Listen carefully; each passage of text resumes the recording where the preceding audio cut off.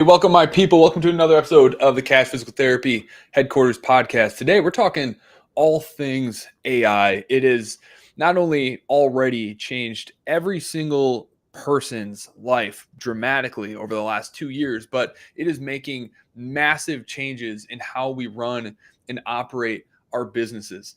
So today, we're going to be talking about a lot of the different AI tools that are out there that you should be utilizing, and comparing and contrasting some of the different options that are out there and the use cases you should be using them for. So if you get value out of this episode, don't forget to like, subscribe, and share this episode.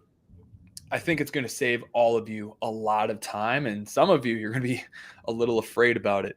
Ben, what's your take on AI's takeover over the last 2 years? Yeah, I mean, it's crazy how fast it's moving, and it's only going to move more quickly. We're going to see that hockey stick curve. It's already starting to happen, and we're just how fast things move. But yeah, what are your thoughts? It's actually terrifying. It's so cool, but it is terrifying. Specifically, not like ChatGPT or Claude that we're going to get into, but specifically ChatGPT agents that we're going to talk about here in a little while, and its ability to automate tasks that you would need normally an admin or a VA or an employee to be able to execute, and how much easier it makes running an operation. For example, how many times have you ever wished that you could clone yourself? Yeah, all the time. All the time. Chat GPT agents allow you to do that. So I'm gonna share some stories about that. But first, I want to just talk about the day-to-day uses that business owners should be using AI for right now that would save them a tremendous amount of time, and then get into some of the personal use cases that we're using it for. So right now, for yourself, are you using it to run ProKinetics in any way? Yeah, one thing that we just started doing is actually created a customized GPT around communication with regards to we have a patient that's upset, or we have a patient that responded to our check-in emails after discharge that they're feeling great, or they're like, hey, I'm feeling about 90%, still having, pain with longer runs. The PTs, if they're not sure how to respond, can copy and paste that email into the GPT, and it'll tell them exactly how to respond, right? So if they're saying that 100% on check-in, great. Now we need to ask for a Google review. Here's how to ask. They said they're at 90%. This is how to answer empathetically, congratulate them on feeling good, on being able to do X, Y, and Z, encourage them, let's close the gap of the last 10%. Let's get you in. I've got X, Y, and Z available. Let's get you in here, right? So it's really helping the team cohesively respond and communicate to patients in the ProKinetics way, right? Everybody's got the different personalities and different ways that some are comfortable asking for a Google review, some are not. This just gives them a way, like, I'm not sure how to ask. So it helps with communicating cohesively as a group, because we've just seen all over the board on how some practitioners respond compared to others. Like, we've got 15 practitioners now. Everybody responds and communicates a little bit differently, which is fine. Everybody needs to be their own individual person, but we need to be able to achieve the end result, right? So Right. that's something that we've rolled out in the last month. That's been huge for us. Right. But And it's so crazy. That was one of the first things that we rolled out too. It's basically like an SOP assistant, where inside of Slack, anyone can go like, hey, where's this? How do I do this? And just it pulls up the SOP and breaks the whole thing down. One of the members of our team at Clinical Marketer, that was one of the first things that he implemented for our clients. They were asking really repetitive questions about how to use our high level account. And so he just went into Slack, into the high level support channel, and built a bot that's connected to the high levels database. So now whenever someone asks a simple question, it just shows them, here's exactly what to do step by step, and here's a video to help. And it's so easy. It was so easy to do that. That used to be a full-time person's job. There's agencies that we almost hired for high level and technical support that literally costed $5,000 to $10,000 a month based off of our business size. But it's so cool and crazy how it can do that.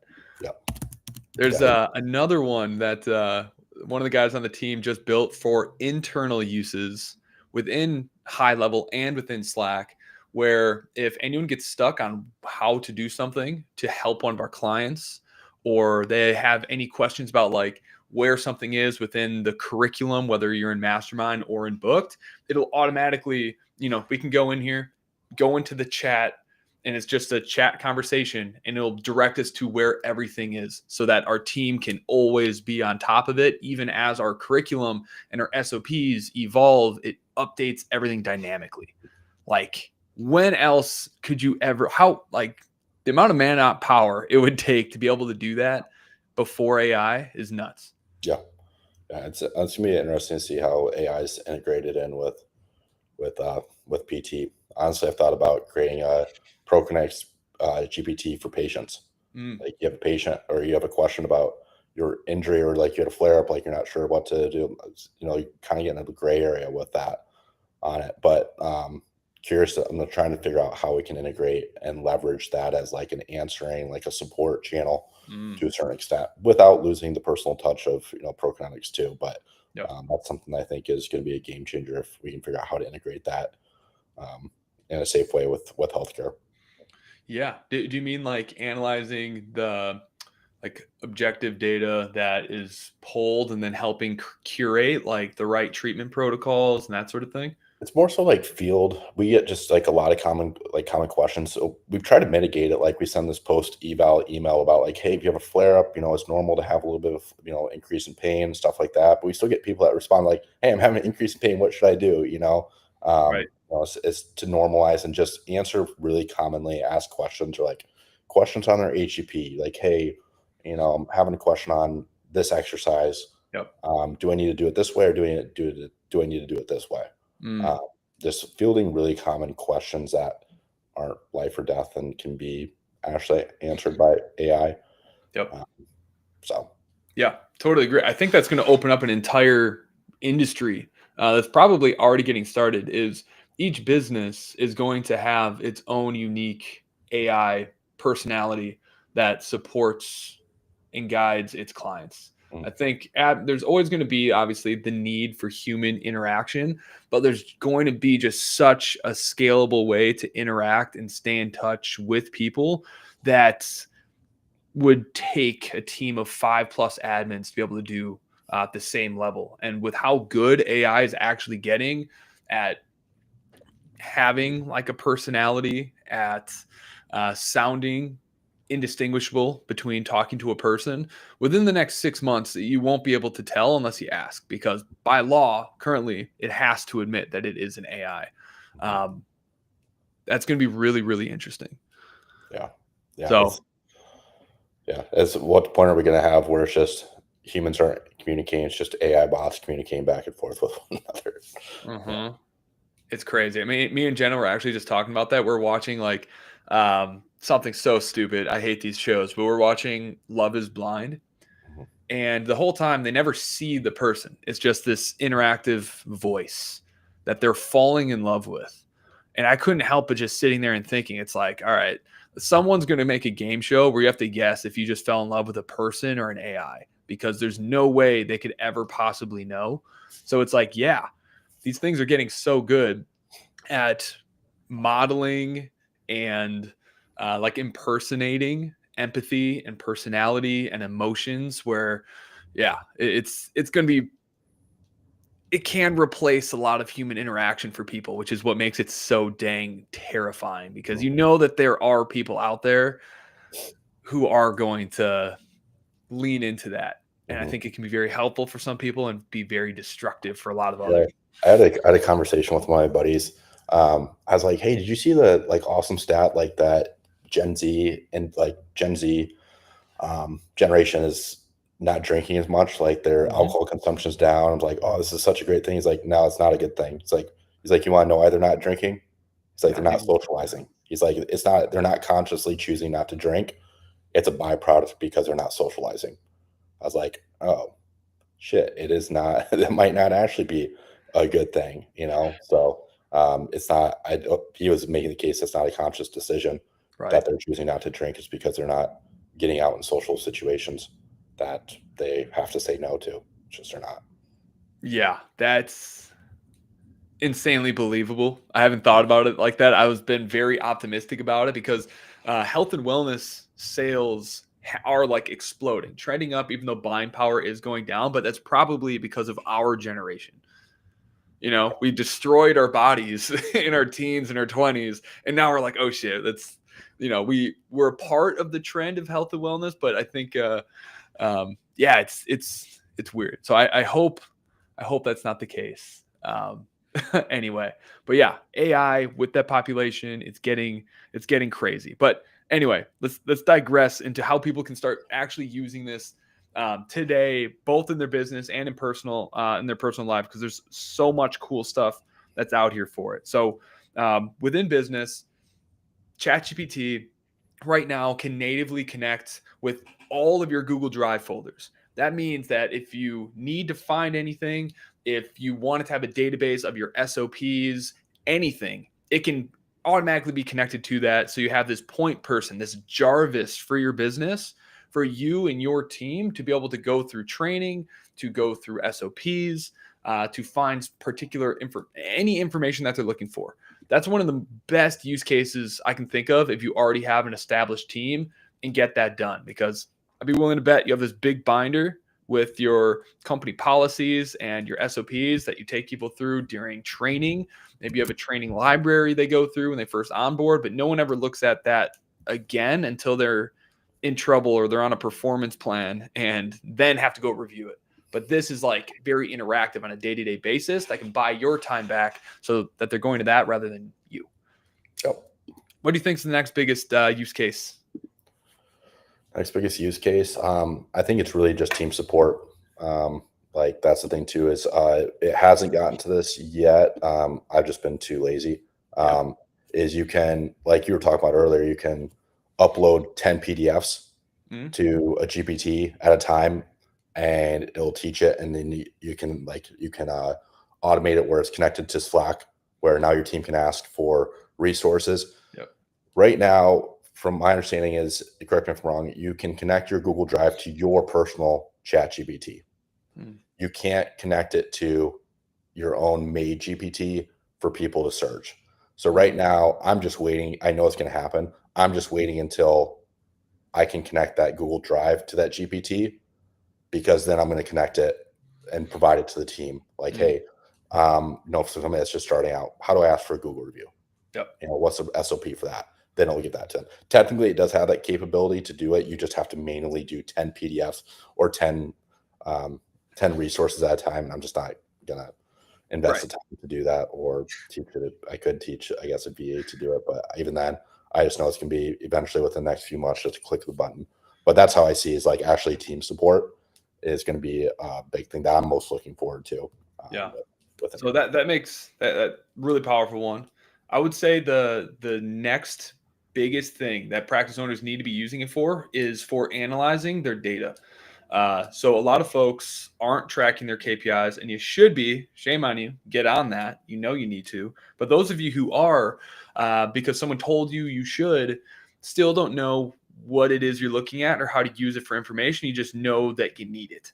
And so what you should be doing is making sure that all of your data is updated into some sort of Google Sheet, and that is connected to a particular GPT, whether it's just a regular, it should be a custom GPT, one that you own, that is private to your business, that is connected to this living document, so that at any given time, you can ask it to use the theory of constraints and to figure out where the biggest constraint in the business is, give the list of ideas on how to improve that constraint, and then run a mild projection on if each one of these issues in the business improved by 1%, which is going to impact profit the most, and pinpoint the exact thing, the right strategy that you should be working on every month, every week, every day. And it's crazy. We're working on a project behind the scenes so that it uses our scaling method. It's our custom GPT, so that all of our clients can plug their KPI sheets and their data trackers into it, so that instead of needing a coach to analyze your stuff and tell you what to do all the time, it can tell you, here's exactly what the problem is. Here's our SOPs. Here's our training. Here's how to fix it.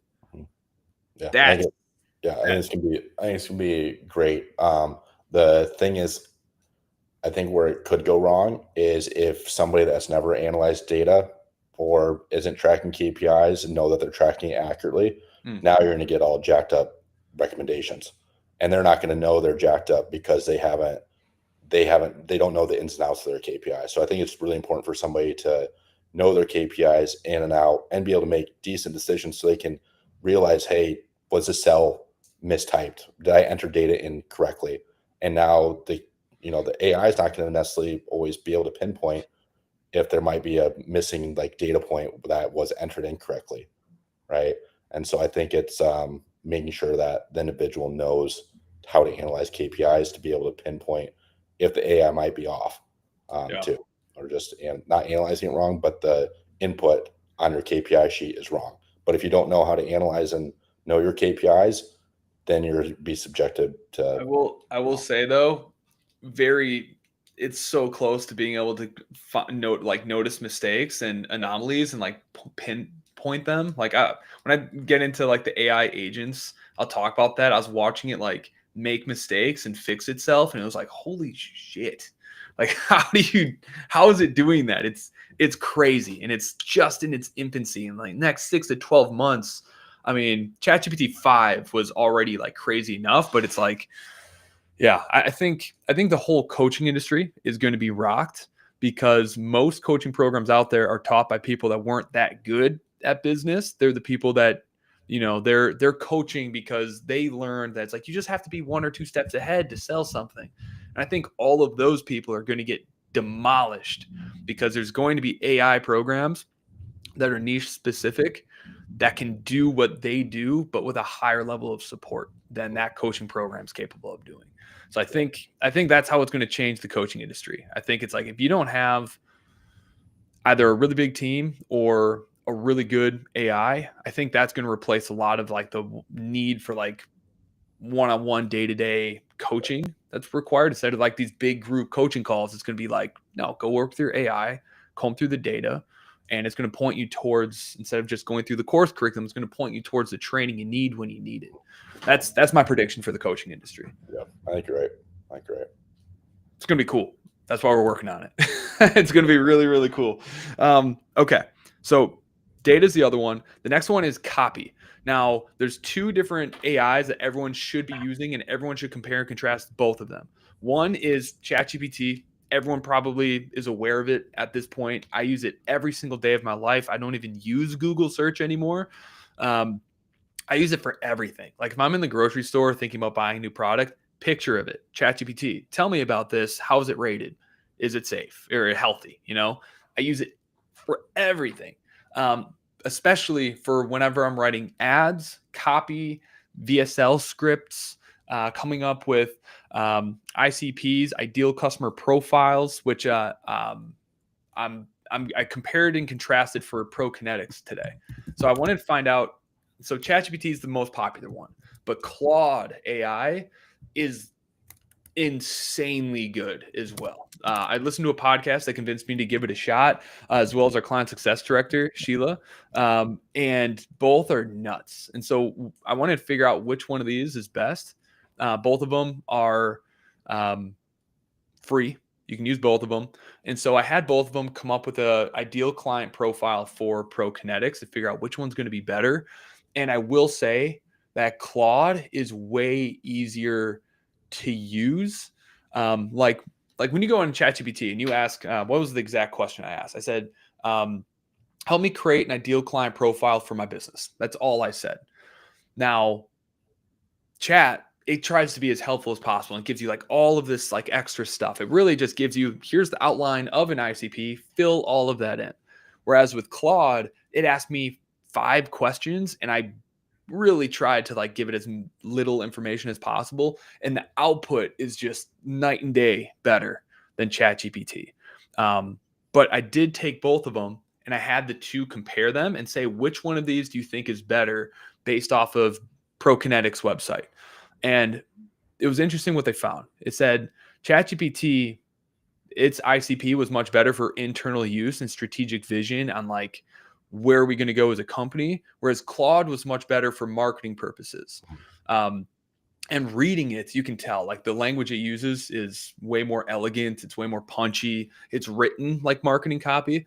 And then to do the final test, I had both of them write an ad for a $97 shoulder assessment, and Claude was insane. And it's crazy that it's a free tool. So if you're a business and you're trying to handwrite your own emails, you don't have any lead nurturing systems, you don't have a new subscriber sequence, you don't have a new patient onboarding sequence, you don't have a retention sequence for mid program, go to Claude, have it create an ICP, an ideal client profile for your business, and ask it to help you write those 3 sequences. Would it be able to do, because one thing I've got on my to-do list is revamp our newsletter and redo it. Would that be something that I could do? Like, I like Hormozy's like 1 minute, money minute or something like that, and using that as the same framework and all that. And would it be able to spit out like, we want to send out a newsletter once a week. Right now it's bi-weekly. And would that be able to write an entire sequence for like an entire year? You'd have to give it information to do that, but yeah. So if I would go and ask it, be like, hey, I need a weekly newsletter for the rest of the year. Help me do it. It would prompt you, here's the information I need. I'd be really curious to see what it actually, what it puts out, because its copy is insane. I had it write those $97 voucher ads. Both actually turned out pretty good between ChatGPT and Claude. Claude is a little bit better. ChatGPT is a little bit more generic, where it's like, it's so obvious that it's AI because it has all these freaking emojis. And I don't even know what those like little lines are. M dashes. What are they called? The M dashes. The M dashes. Yeah. And it's like, no one ever used that before AI, like ever. And now all of a sudden it's everywhere. So, it's like they didn't actually write that. I don't even know how to make one of those on a freaking keyboard. It's insane. So that was actually one of the hardest things to configure with the GPT that I made for ProKinetics, like the emails. I'm like, I don't want M dashes in there. I don't want to see that it's AI generated. I put in every which way to like not include M dashes. It took me about a good 30 minutes. And I threw it in like GPT and like, I use these instructions. You're still spitting this out. How can I prevent this? Like, and it just gave me all these different scripts. And finally one worked, but it's just like, I was like, absolutely never use M dashes ever. And then it's like, why is this not working? And GPT like spit out like another instruction. I plugged that in there. Still wasn't working. They're still spitting out M dashes, like still spitting out. It did that 5 different times. Finally got it. But I'm like, why is it so hardly programmed into the software to do that? I've never seen it. It's too grammatically accurate. So in like our brand voice guidelines that I've created a doc for, so that when I am using it to write copy, like it always has our brand guidelines in there, and it's basically like make it rough around the edges. And I had to use like language like rough around the edges, not perfectly grammatically correct. So it seems that an imperfect human actually typed this. And that's when I finally got it to, it's not perfect, but there's fewer of those. When it does, I just say, this is great. Take out all of these dashes. And then it does. So haven't gotten it perfect, but the brand guidelines have definitely helped with that. Okay. Yeah. I'll have to look into how to do that too. Yeah. So anyone, I would also go to Claude. Anytime you're using it for AI for marketing, use Claude. It's free. Have it create your brand voice guidelines as well as your ICP, your ideal client profile, and then have those 2 PDFs handy, always saved in there whenever you're asking it to do something. And it's incredible what it's able to produce. Night and day better than ChatGPT. ChatGPT is more of like a technical logistics strategy thing.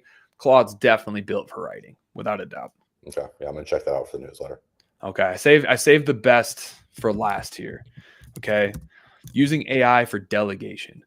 Okay. Last week or 2 weeks ago, we kind of talked about voice AI and conversation AI, AI that can follow up with their leads, use our brand guidelines, our brand voice, our talk tracks and scripts to basically book leads and reactivate patients and turn them into booked calls with, an admin or a provider.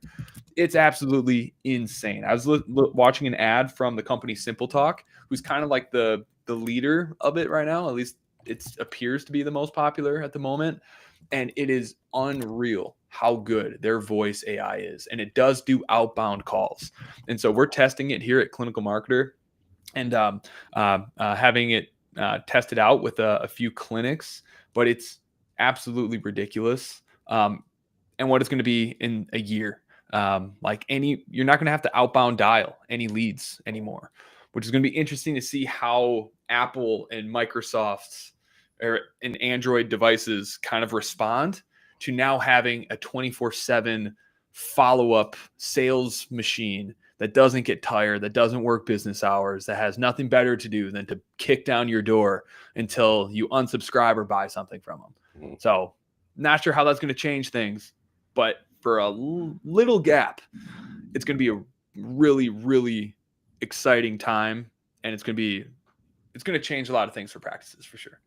Yeah, yeah. I think it's me interesting on how the employment landscape is going to change for sales, and are people going to let people go because now they have an AI to do it, but then the restrictions are cracked down, and then now it has to be a real person to do these outbound calls. Now you have to rehire, and like, how does that all work on it? Yeah.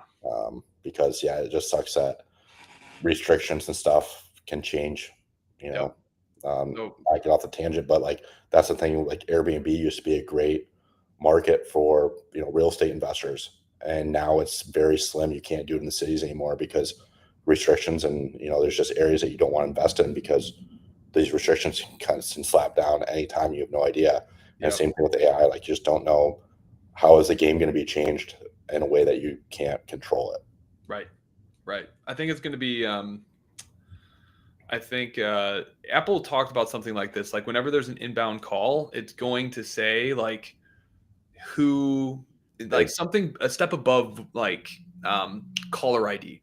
It's going to be yeah. like, um, They did that with the new update. They did that with the new update where you can toggle it on your phone. Like yeah, if there's an inbound call coming in that to a number that's not saved, it will ask the purpose of the call and who's calling.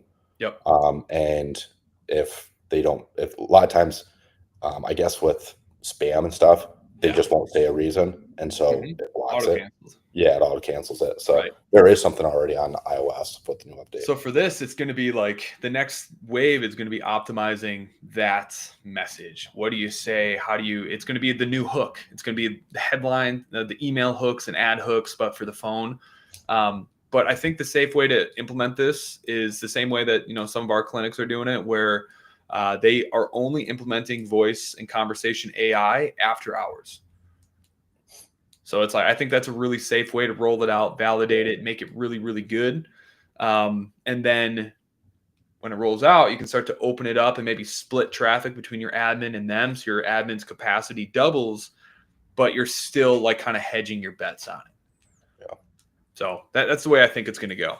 But aside from that, we're going to probably do full episodes on that the more we tinker around with it and figure out the best ways to use it for practices. But AI agents, this is a tool by ChatGPT. I believe you do need to have the pro account. So I think it's like 40, $50 a month in order to have this, but it is insane. Let me tell you what this can do. The voice or the AI agents can do any tasks that you ask it to do. It can go through and audit calls. It can go through and audit SOPs. It can go through and manage your social media inbox and reply to people. It can audit all of your data, create reports, and then distribute it across your entire team. Any SOP that handles a repetitive task, even like some pretty unique, non-repetitive ones, it can handle. To give you an example, what I had it do was I asked it to go through every single Zoom recording we have from our masterminds group classes, group sessions, and analyze and collect all the frequently asked questions, and then go and watch and review the entire mastermind course curriculum, all of the guides, everything, and find the gaps between frequently asked questions and the trainings that needs to be created or adjusted to better answer those questions. It within an hour audited every single video we've done in the last year for both the live group calls as well as the actual mastermind, and then gave recommendations of here's how to improve the course curriculum, here's the order that it should be in, here's the deliverables that should be added for each and every one. That used to be a task that would take my team a month, Mhm. and it did it in an hour. So what it does is it creates a virtual machine on your computer, which means it can run in the background. You can keep using your computer while it does this. And it can do advanced tasks. Like I gave it a Canva template and I said, hey, I need this document redesigned using our brand colors and in our own brand voice. And in 30 minutes, it created this beautiful Canva PDF document with all of our information. Again, that's something that you'd have to hire a VA or give something you have to do personally after hours to make something like that. An AI agent can do it while you're working. So now you can literally clone yourself and work on multiple projects at once, but you're not the one doing it. Yeah. It's the implications are going to be pretty insane. Like the VA industry is in trouble because this thing can handle a lot of what an admin or an executive assistant can easily do. Max asked it to program a web page that runs a survey and a quiz that we run traffic to with ads on Google. Like we're doing it for you, Ben. Yep. That page, we're testing out something with Google Ads where it's driven to a quiz that, based off their responses, recommends something else as well as to book a call with the practice. It's a big, fancy web page. It's really cool. We asked the agent to build and code that web page specifically for that purpose, and it was done again in like 10 minutes. It's crazy, and I think a lot of jobs are kind of in danger because of how effective AI agents are. Like Max, he just bought a second computer for his office that doesn't have a keyboard or anything, just so that every day he can start and end his day by giving the AI agent a project for something that he would normally give to an ops person or to a virtual assistant. And constantly around the clock, it's completing projects for him that doesn't cost a cent, and it doesn't slow down his computer because it does take processing power. So he just created a second workstation for an AI assistant to be pumping out high quality work, complicated work all day. Yeah. That's crazy. Yeah. The only thing I gripe by that, it'll speed up, but it does take a while to do different tasks. Yeah, it does. That's one thing. That's why Max just got a separate computer, because now he can just let it Overnight. run all day. Yeah. Right. Like if you're bad with Zapier, we had one of our ops people couldn't figure out how to connect two systems together because it's pretty advanced with Zapier. They were convinced it couldn't be done. We asked the agent to do it, and it got it done in 10 minutes, and it worked perfectly. And it didn't get it right the first time, but it saw that it didn't get right, and then it tried its plan B and then got it right. So it keeps doing it and learning and tinkering with it and actually gets it done. That's crazy. Right. We just did the same thing for building out our sales pipeline for our setters. Built a new pipeline within CM Hub, made sure all the integrations and workflows were updated and corrected for anything that kind of got broke by creating this new pipeline, and then created an SOP for how to use it. Nuts. So all of this can work in the background on your computer while you're with a patient, while you're going through your notes. It's something that can run 24/7 around the clock as long as it has a task to be run.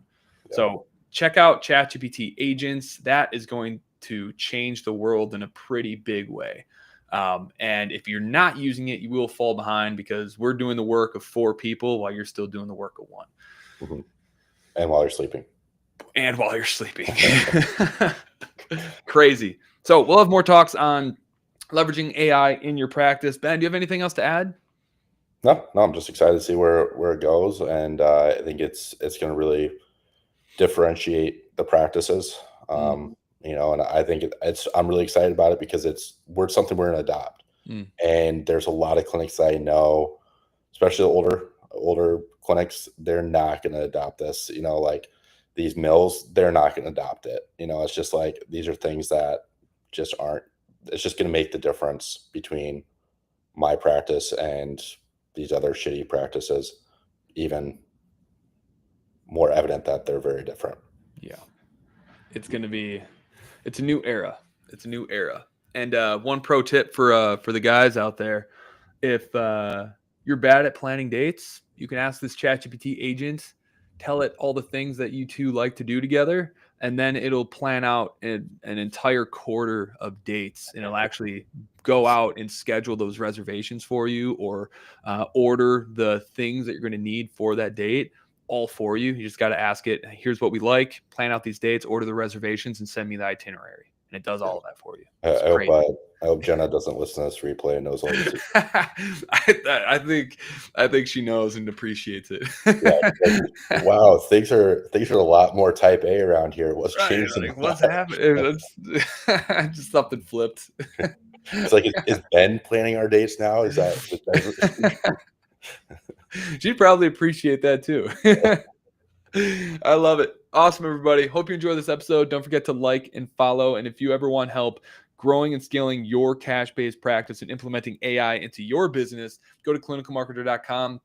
Apply to work with us, and we'll get on a call, audit your practice, and we'll let you know what it is that we could do over the next 6 to 12 months to help you build the practice for your dreams. Later, everybody. See you.